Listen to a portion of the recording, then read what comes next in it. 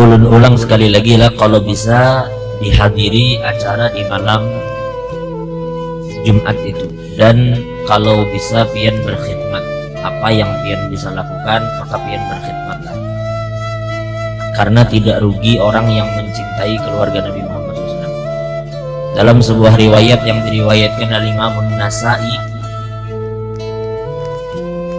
inna ibnati hadza Fatimah, ujar Nabi, anakku Fatimah ini innama summiyat Fatimah li'anna Allah fatamaha wa muhibbiha minan nar. Fatimah itu dinamakan Fatimah karena Allah akan selalu melindungi, menjaga Fatimah dan siapapun yang mencintainya dari api neraka. Jadi siapa yang mencintai Fatimah dan mencintai keluarga Fatimah, maka insya Allah orang itu akan diselamatkan oleh Allah Subhanahu wa Ta'ala. Ada ulun melihat dalam sebuah riwayat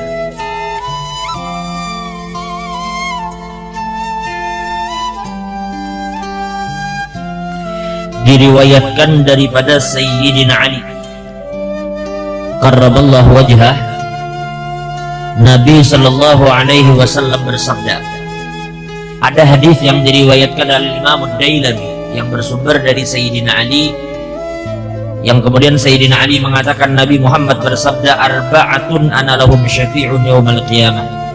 Ujar Nabi, ada 4 orang, ada 4 golongan yang kelak di hari kiamat aku akan memberikan syafaat kepada mereka. Nah, berarti ini adalah 4 golongan yang dijanjikan oleh Nabi akan diberikan syafaat oleh Nabi Muhammad SAW. Kan nyaman nih, kita berandai-andai seandainya ada orang yang bisa menjanjikan kita bertemu dengan Habib, beparak lawan Sidin, bersalaman lawan Habib, kita cari orang itu, gitu lah. Ini orang menjanjikan bahwa kita diberi syafaat di hari kiamat. Bila pian diberi syafaat oleh Nabi, pian selamat dari azab pada bakal diazab. Ada 4 golongan mereka ini. Siapa mereka?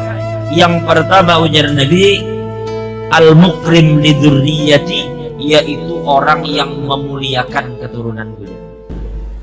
Orang yang memuliakan keturunan Nabi, mereka di hari kiamat kelak akan mendapatkan syafaat dari Nabi Muhammad sallallahu alaihi wasallam.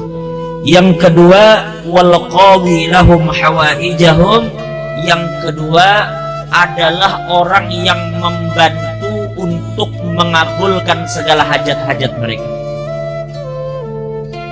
Ada Habib kesian memiliki satu kesulitan, memiliki satu hajat, Sidin belum bisa melakukan sesuatu supaya hajatnya itu terkabul, tetapi pian memiliki kemampuan untuk mengabulkan hajat Sidin, kabulkan. Maka orang yang mengabulkan segala hajat para anak cucu Nabi Muhammad ini kelak di hari kiamat akan diberikan syafaat oleh Nabi Muhammad SAW.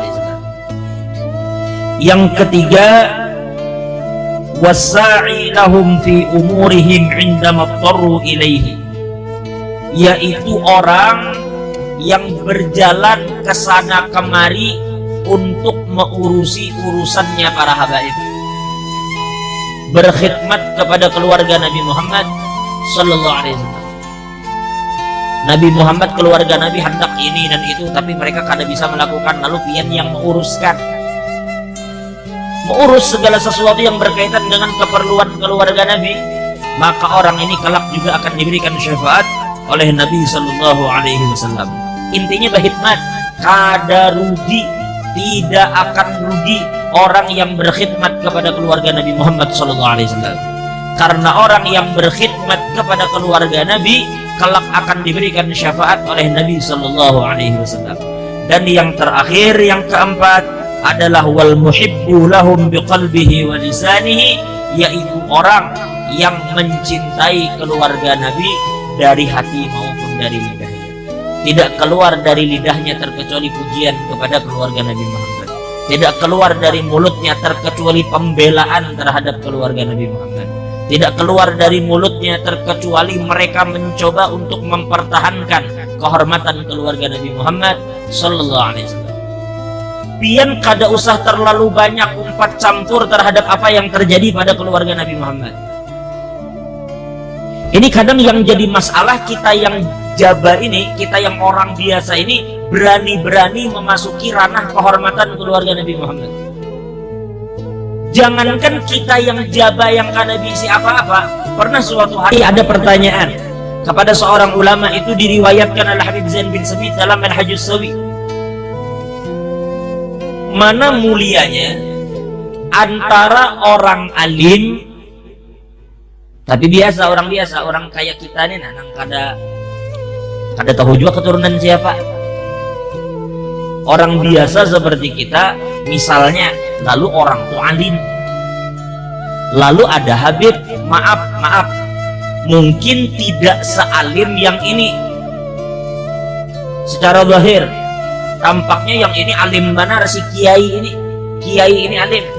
Sedangkan si Habib ini kesian tampaknya kada tapi alim. Mana mulianya? Maaf. Bahkan si Habib ini dilihat tampaknya tuh model kayak kada waras. Sedangkan ini alim, banyak memiliki pengikut, banyak memiliki jamaah, banyak memiliki pondok dan segala macam. Sekarang mana mulianya antara mereka?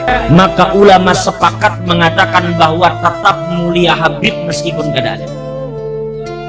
Kenapa kemuliaan Habib ini tidak bisa disaingi oleh siapapun? Karena kemuliaan si alim, kemuliaan kiai, itu kemuliaannya ada pada sifat. Sedangkan Habib itu kemuliaannya ada pada zat. Maksudnya, ini kiai, itu kenapa dihormati orang? Lantarannya alim, lantaran ada ilmu di dadanya. Ini sifat Tuhan.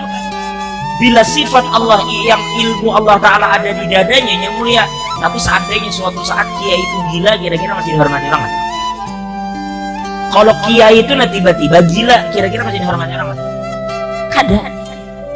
Karena kemuliaannya ini sifat, lantaran ilmu itu ada di dadanya, makanya dimuliakan orang. Seandainya Allah cabut ilmunya, maka orang itu kada bakal lagi dimuliakan orang.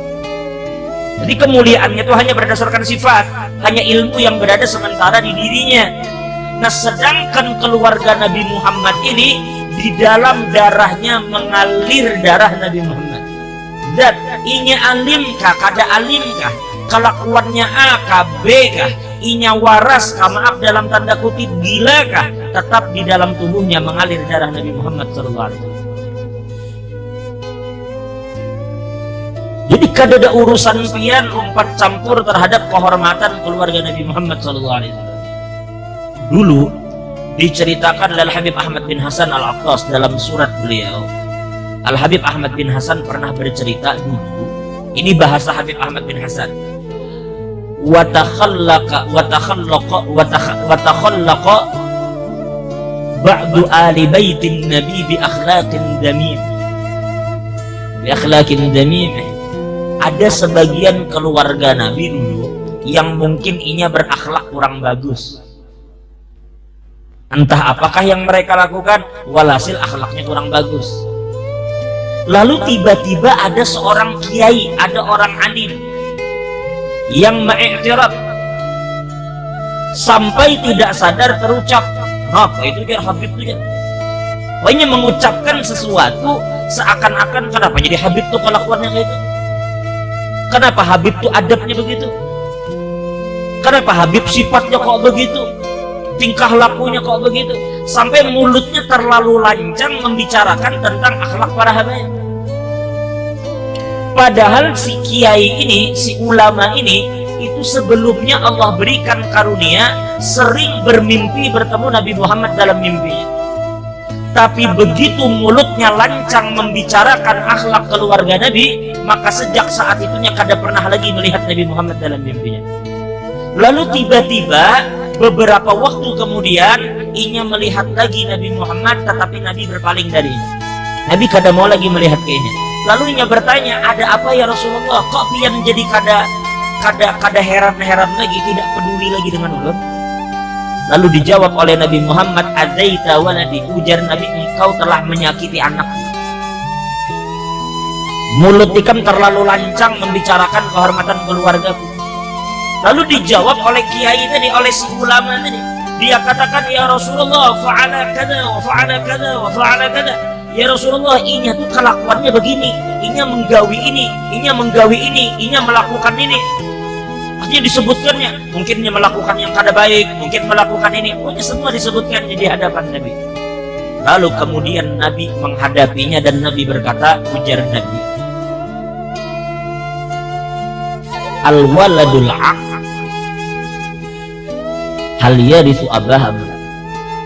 Di dalam mimpi ujar Nabi, aku ingin bertanya lawan itu, apabila ada seorang anak yang durhaka kepada bapaknya lalu bapaknya mati, apakah anak itu dapat waris atau tidak? Anak yang durhaka lawan orang tua dapat waris kan? Dapat waris kan? Ini mana? Dapat waris kan? Anak durhaka lawan abahnya, waktu hidup ketujuh melawan abahnya, ketujuh hidup ketujuh menyahut abahnya. Ketika abahnya meninggal, apakahnya dapat waris atau tidak? Dapat. Siapa yang madahkan anak durhaka kada dapat? Dapat kada? Dapat. Lalu apa ujar Nabi? Nah, itu disebutkan dalam kitab Zuhurul Haqaiq yang ditulis oleh Habib Ahmad bin Hasan Al-Habib Abdullah bin Ali Al-Attas. Coba kita lihat apa ujar Nabi. Ulang sekali lagi. Ujarnya, ya Rasulullah, orang ini kelakuannya begini-begini si Habib nih. Karena melakukan ini, karena sifatnya begini, karena akhlaknya begini. Seakan-akan dia menceritakan nih, ya Rasulullah, anakku ini kelakuannya kada baik. Ini ya Rasulullah, ini mengerjakan sesuatu yang kada bagus. Itu dibahasnya di hadapan Nabi. Lalu apa jawaban Nabi? Ujar Nabi, bila anak itu durhaka, kira-kira anak itu mewaris orang tuanya atau kada? Lalu si laki tadi menjawab, mewaris ya Rasulullah. Maka kemudian Nabi mengatakan, hada waladi wa adabuhu alaih. Ujar Nabi, ini kakak anak ini jadi Nabi anakku, dan urusan adabnya itu adalah urusanku, jadi Nabi bukan urusan kamu. Ini anak ujar Nabi. Kan Nabi kamu empat campur urusanku. Masalah adabnya begini, masalah akhlaknya begini, itu urusanku jadi Nabi, bukan urusan kamu. Paham? Sedurhaka-durhakanya anak lawan orang tua, tetap kedurhakaan itu kada akan menghalangi warisan dari orang tua. Ini keluarga Nabi Muhammad. Nah, sampai suatu saat, sampai suatu waktu, masalah akhlak mereka itu urusan Nabi SAW. Dan jangan main-main dengan kehormatan keluarga Nabi SAW.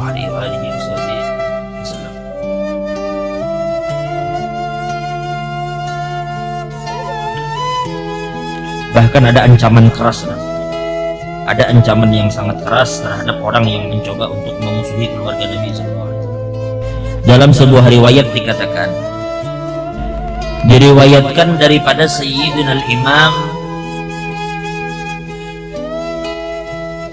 Ali Ar-Ridha bin Musa Al-Qazib. Ulun ulang, ini diriwayatkan oleh Sayyidina Al-Imam Ali Ar-Ridha ibn Musa Al-Qazib bin Ja'far Shadiq. Ali Ar-Ridha anak Musa Al-Qazim, Musa Al-Qazim anak Sayyidina Ja'far Shadiq, Ja'far Shadiq anak Sayyidina Muhammad Al-Baqir, Muhammad Al-Baqir anak Sayyidina Al-Imam Ali Zainal Abidin, Sayyidina Ali Zainal Abidin anak Sayyidina Husain, Sayyidina Husain anak Sayyidina Ali karamallahu wajhah. Apa? Nabi sallallahu alaihi wasallam bersabda, ishtadda ghadabullah wa ghadabu rasulih wa ghadabu malaikatihi ala man ahraqa dama nabiyyin aw adahu fi itratihi. Ujar Nabi, Allah akan sangat marah, Allah akan sangat murka. Begitu juga Nabi akan sangat murka, begitu juga malaikat. Allah, Nabi, malaikat, mereka akan sangat murka kepada orang yang berani menumpahkan darah para nabi dan orang yang mencoba menyakiti nabi melewati keluarga. Pian kada menumpahkan darah nabi, tapi pian menyakiti keluarganya, sama aja. Maka orang-orang seperti ini adalah orang-orang yang sangat dimurkai oleh Allah Subhanahu wa taala. Itu riwayat daripada Sayyidina Imam Ali Ar-Ridha. Jadi jangan sekali-sekali berani merusak kehormatan keluarga Nabi. Ini ulun sampaikan ke pian, ulun merasa perlu untuk menyampaikan ini. Karena banyak di antara kita yang mulutnya sudah mulai lancang untuk membicarakan kehormatan keluarga Nabi Muhammad. Ya, ambil pelajaran, ini kita ini siapa sih? Berapa kali sih bermimpi ketemu Nabi? Ini ulama besar yang sering bermimpi Nabi Muhammad, lalu mencoba berkomentar tentang akhlak keluarga Nabi. Ternyata mimpi itu terputus. Ada pernah lagi bertemu Nabi Muhammad, sekali bermimpi ketemu Nabi, ternyata Nabi langsung marah dan Nabi katakan, ujar Nabi, itu anakku dan urusan adabnya itu urusanku, ya Nabi, bukan urusan.